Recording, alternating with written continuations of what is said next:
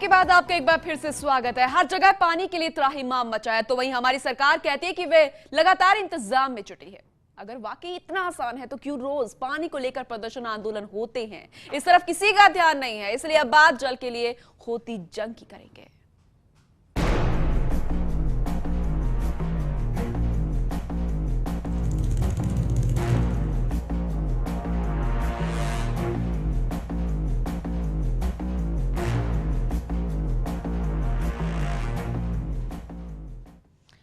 पानी की यही राम कहानी, बिन पानी आंखों में पानी। राजस्थान जहां पानी का मोल घी से भी ज्यादा माना जाता है, लेकिन एक बार फिर से पानी के लिए तरस रहा है। दूर दराज के गांवों की बात तो दूर, इस बार राजधानी जयपुर के बाशिंदे तक पानी के लिए तरसने को मजबूर हो गए हैं। यहाँ के लोग पानी के लिए सड़कों पर उतरने को मजबूर है और सरकार को पुलिस के पहरे में पानी बांटने को विवश होना पड़ रहा है। इस पानी की किल्लत के पीछे पानी की बर्बादी भी एक बड़ी वजह सामने आ रही है। लोगों का जागरूक ना होना सबसे बड़ी वजह सामने आ रही है। जरा ये रिपोर्ट देखिए। कहा जा रहा है कि विश्व युद्ध पानी के लिए होगा, क्योंकि जिस तरह से देश के हालात बन रहे हैं पानी को लेकर, तो ऐसे में आने वाले समय में गृह युद्ध के आसार पूरे बनते नजर आ रहे हैं। भौगोलिक दृष्टि से राजस्थान वैसे तो देश का सबसे बड़ा प्रांत है, लेकिन यहाँ पर देश के कुल सतही जल का 2% से भी कम ही उपलब्ध पानी है। आज स्थिति इतनी गंभीर हो गई है कि प्रदेश के 240 ब्लॉक्स में से 200 ब्लॉक्स में भूजल रेतने के करीब पहुंच चुका है। लिहाजा इन ब्लॉक्स को डार्क जोन घोषित कर दिया है। जो गाड़ी धो रहा है वो सर्वे करो और उनसे पूछो कि आप गाड़ी धो रहे हैं, नहीं तो उन पर पेनल्टी लगाओ 4,000-5,000 रुपए की।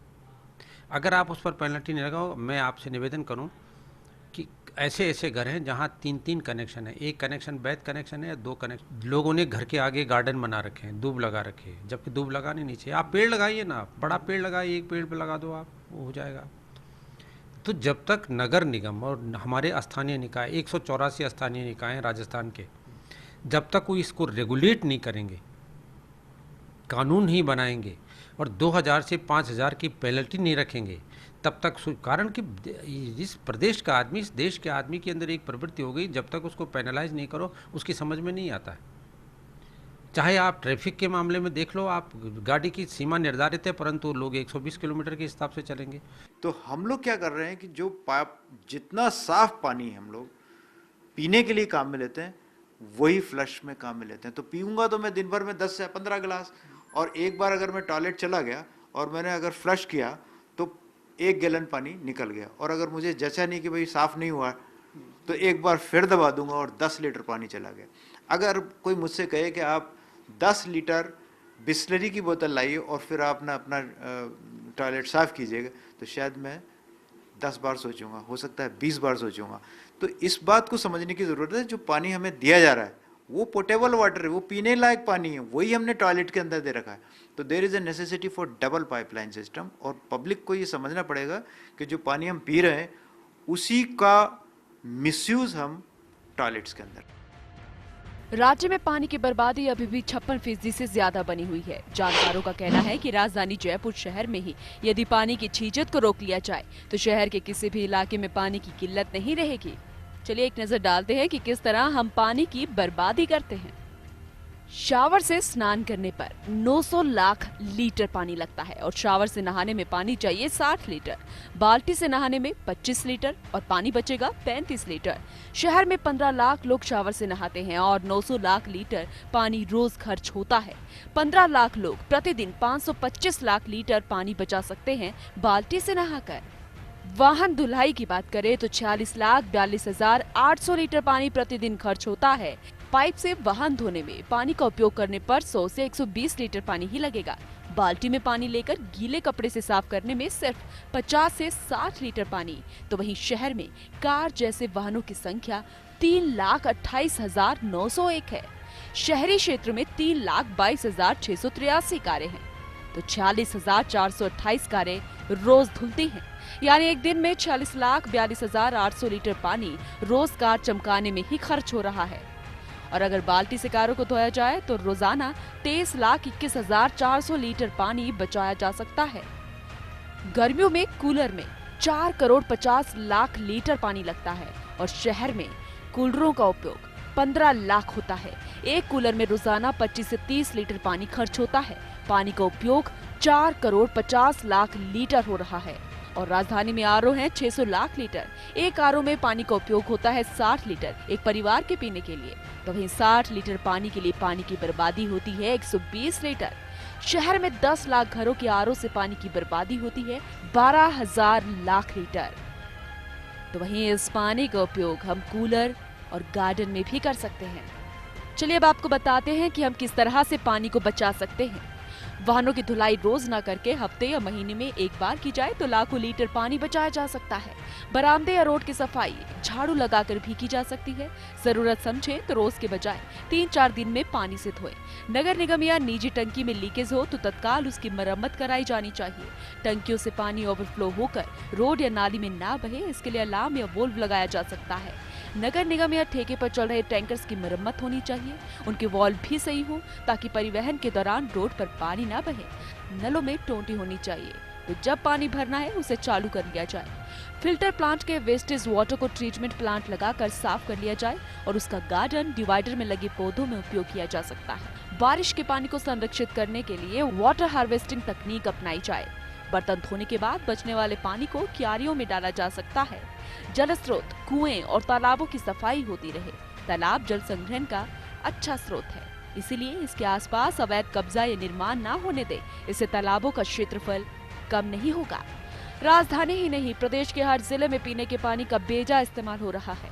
इस्तेमाल हो रहे पानी को नालों या नालियों में बेकार बहाने के बजाय सीवरेज ट्रीटमेंट प्लांट लगाया जाए ताकि उसका दोबारा उपयोग हो सके। विदेश और देश के बड़े बड़े शहर जैसे बेंगलुरु में उपयोग हो चुके पानी का ऐसा ही ट्रीटमेंट किया जाता है, वो ड्रिंकिंग वाटर बन जाता है। पानी के बचाव के लिए यहाँ भी ऐसा ही कुछ करने की जरूरत है। अब समय आ गया है पेयजल को लेकर गंभीर कदम उठाने का। पानी सिर्फ सरकार के प्रयासों से नहीं बचेगा, समाज को पानी के महत्व को भी समझना होगा। हर नागरिक को जिम्मेदारी लेकर पानी को बचाना होगा। जल है तो कल है, जल ही जीवन है। ये पढ़ने में, लिखने में, सुनने में बड़ा अच्छा लगता है, मगर क्या हम इसको जीवन में अपनाते हैं? शायद ऐसा नहीं है। अगर ऐसा होता तो पानी को लेकर जो भयावह तस्वीर हमने आपको दिखाई है वो नहीं दिखानी पड़ती। अब समय आ गया है पानी के महत्व को समझने के लिए। अगर आप चाहते हैं कि आने वाली पीढ़ियां गृह युद्ध जैसे हालातों में नहीं फंसें तो हमें पानी के महत्व को समझना होगा। कैमरामैन रामनिवास गुर्जर के साथ लाल सिंह फौजदार, फर्स्ट इंडिया, जयपुर। तो पानी की बर्बादी से जुड़ी पूरी रिपोर्ट दिखाई आपको, लेकिन जरा उनको भी सुन लेते हैं जिन पर इस बर्बादी और इस मुद्दे को गंभीरता से सोचने की मजबूरी है। हमारे संवाददाता गोवर्धन चौधरी ने पीएचडी मंत्री से खास बातचीत की, चलिए दिखाते हैं आपको। गर्मियां आने के साथ ही राजस्थान में पानी का संकट शुरू हो जाता है। इस बार भी वही कहानी दोहराई गई है। हमारे साथ बातचीत करने के लिए प्रदेश की जलदाय मंत्री किरण माहेश्वरी जी मौजूद हैं। उन्हीं से पूछेंगे सरकार ने क्या इंतजाम किए हैं और क्या हालात हैं। मंत्री जी, जैसे ही गर्मियां आती हैं हर साल की तरह इस बार भी पानी का संकट है। कई ऐसे इलाके हैं जहां पर टैंकरों से आपको पानी परिवहन करना पड़ रहा है। क्या इंतजाम किए हैं गर्मी में आम आदमी को पानी मिल जाए, दूर दराज बैठा हुआ व्यक्ति है उसको पानी के लिए किल्लत का सामना न कर पाए? सरकार क्या कर रही है? देखिए, गर्मी आते से ही ये बात तो सच है कि पानी की किल्लत इसलिए बढ़ जाती है कि पानी का कंजम्पशन भी बढ़ जाता है। जो हम लोग और सीजन्स के अलावा जो गर्मी है उसके अंदर पानी की प्यास भी हमें ज़्यादा लगती है, हर चीज़ के लिए पानी का ज़्यादा उपयोग होता है, इसलिए पानी की किल्लत बढ़ती है। लेकिन ऐसी स्थिति के अंदर सरकार ने एक कंटीजेंसी प्लान 3 महीने का गर्मियों के लिए बनाया है, जहाँ पर हम लोग अपने ट्यूबवेल्स जो ड्राई हो चुके हैं उसके अगेंस्ट नए ट्यूबवेल्स हम लोग कर रहे हैं। हैंडपम्प हमारे रिपेयर चल रहे हैं। हमारे कंटीजेंसी प्लान में ट्रांसपोर्टेशन ऑफ वाटर भी हम लोगों ने रखा है, तो हम लोगों ने पानी की रेल भी शुरू करी है। ट्रेन के द्वारा 25 लाख लीटर पानी हमारा भीलवाड़ा के अंदर प्रतिदिन जा रहा है। तो इस तरीके से पूरे राजस्थान के अंदर पेयजल को लेकर हम लोगों ने अपनी कंटीजेंसी प्लान पूरे पुख्ता व्यवस्थाएं करी है हमने, और ट्रांसपोर्टेशन ऑफ वाटर से लेकर ट्यूबवेल खुदवाना है, ड्राई ट्यूबवेल के अगेंस्ट में या हैंडपम्प रिपेयर कराना, ये सारे काम हमारे चल रहे हैं। नहीं, लेकिन आपका कंटीजेंसी प्लान अपनी जगह है, लेकिन बहुत सारे इलाकों में अभी भी मटका फोड़ प्रदर्शन हो रहे हैं, लोग सड़कों पर आ जाते हैं। ये ऐसी स्थितियाँ क्यों होती है? कहीं कंटीजेंसी प्लान को एग्जीक्यूट करने में खामियां रह जाती हैं या ग्राउंड पे वो पहुंच नहीं पाता? वजह क्या है? इसमें देखा जाए तो वजह जो आप कह रहे हो वो भी हो सकता है कि मैनेजमेंट कभी प्रॉपर नहीं हो पाता है, जिसके कारण भी ये हो सकता है। लेकिन उसके लिए हम लोगों ने क्रॉस वेरिफिकेशन करने के लिए, जब हम ट्रांसपोर्टेशन ऑफ वाटर करते हैं, हम टैंकर शुरू करते हैं, तो टैंकर्स डिपार्टमेंट वर्क ऑर्डर देता है, लेकिन उसका पूरा मॉनिटरिंग जो है वो एसडीओ लेवल पे, ब्लॉक लेवल पे जो एसडीओ होता है उसी के पास होता है, ताकि वो एसडीओ कहता है कि किस गांव में पानी की किल्लत है और वहाँ पर टैंकर्स पहुँचने चाहिए। उसका क्रॉस वेरिफिकेशन होता है, वहाँ के ग्राम पंचायत के सचिव, सरपंच, हमारे पीएचडी के जेईएन्स, हमारे एईएन, ये और हमारा जो वहाँ के जो बीडीओ, एसडीओ, इन सब के द्वारा उस पर वेरिफिकेशन होता है। तो उसमें जो मॉनिटर प्रॉपर होता है, तो कहीं ना कहीं कमी जो रहती है वो कमी ना रहे, उसके लिए ये सब है। और सेकेंडली, मैं जहाँ तक समझती हूँ कि बहुत सी जगह मैंने देखा है जो धरने प्रदर्शन हो रहे हैं, उसमें कभी कभी पॉलिटिकल लोग जानबूझ के इस तरीके के धरने प्रदर्शन करते हैं और वो इस बात को साबित करना चाहते हैं कि वर्तमान सरकार पानी पहुंचाने में नाकामयाब है, जबकि ऐसा होता नहीं है। लेकिन एक सिर्फ उसको पॉलिटिसाइज करने के लिए, क्योंकि हम दूसरी पार्टी के लोग हैं इसलिए धरना हम लोग देंगे, तो ये कभी कभी ऐसे लगता है कि कुछ इस तरीके की राजनीति चला देते हैं पानी के ऊपर, जहाँ पर वो गलत दृश्य लोगों के सामने पेश करना चाहते हैं कि पानी की किल्लत है, जबकि सरकार ने पूरी तरीके से इसके ऊपर अपनी तरफ से ध्यान रखा है कि कहीं पर भी पानी की किल्लत ना हो, लोगों को परेशानी का सामना न करना पड़े। उसके लिए जितने भी पुख्ता व्यवस्था हम कर सकते हैं वो करने का हमने पूरा प्रयास किया है। नहीं, लेकिन ये एक यूनिवर्सल ट्रूथ है राजस्थान को देखते हुए, क्योंकि सदियों से ऐसा चला आ रहा है कि गर्मी में पानी की शॉर्टेज होती है। हम क्यों मार्च के आसपास जाकर के ये कंटिजेंसी प्लान को एग्जीक्यूट करना शुरू करते हैं? पहले ही तैयारी इसकी क्यों नहीं कर ली जाए, ताकि जिस तरह के जो सीन देखने को मिलते हैं ग्राउंड पे वो देखने को न मिले? क्या कोई ऐसी पहल आगे के टाइम में की जाएगी आपकी तरफ से?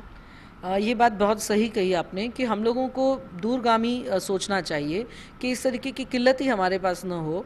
तो उस दूरगामी के लिए ही हमारे यहाँ पर राजस्थान में हमने मुख्यमंत्री जल स्वावलंबन अभियान शुरू किया है। इसलिए हमारे यहाँ पर राजस्थान में हमने अभियान शुरू किया है, मुख्यमंत्री जल स्वावलंबन अभियान, जिसके तहत हम वाटर रिचार्ज कर रहे हैं। हम आपको क्या लगता है राजस्थान कभी पानी के मामले में आत्मनिर्भर बन पाएगा? सरकार दिशा में सोच रही है? बिल्कुल, सरकार इस दिशा में सोच रही है। अभी हमारा टारगेट है 2018 तक हम 1.5 करोड़ जनता राजस्थान की, उसको हम सतही जल से जोड़ देंगे। यानी हमारा जो सरफेस वाटर की, जो मैंने आपको बताया, जो मेजर प्रोजेक्ट्स हमारे चल रहे हैं, वो मेजर प्रोजेक्ट्स हम 2018 तक उतने कवर कर लेंगे कि 1.5 करोड़ पब्लिक उन सरफेस वाटर से जुड़ जाएगी। तो टारगेटेडली हम लोग चल रहे हैं और उन टारगेट के अंदर स्टेप बाय स्टेप ही काम होगा। बट फर्स्ट स्टेप इज़ कि हम 1.5 करोड़ तक जनता को जोड़ रहे हैं। दूसरा स्टेप है हमारे जो 4000 की जनसंख्या के जितने भी गांव हैं, उन गांवों को हम पाइप स्कीम के साथ में जोड़ना चाहते हैं। उसका काफ़ी टारगेट तक हम पूरे आए हैं। अब मात्र 400 गांव ही ऐसे लेफ़्ट ओवर है जो कि 4000 की आबादी से ऊपर है और पाइप स्कीम से नहीं जुड़े हैं। इसलिए मैं समझती हूँ कि राजस्थान बहुत ही अच्छी तरीके से प्रोग्रेस कर रहा है पेयजल की स्थिति के अंदर। ये थे जलदाय मंत्री किरण माहेश्वरी। इनका मानना है कि राजस्थान जल्द ही पेयजल के मामले में आत्मनिर्भर बनेगा। देखना होगा इस पूरे काम में सरकार क्या करती है। कैमरा पर्सन रमेश पवार के साथ गोवर्धन चौधरी, फर्स्ट इंडिया, जयपुर। चलिए, इस खास प्रोग्राम में फिलहाल इतना ही। आप देखते रहिए फर्स्ट इंडिया। नमस्कार।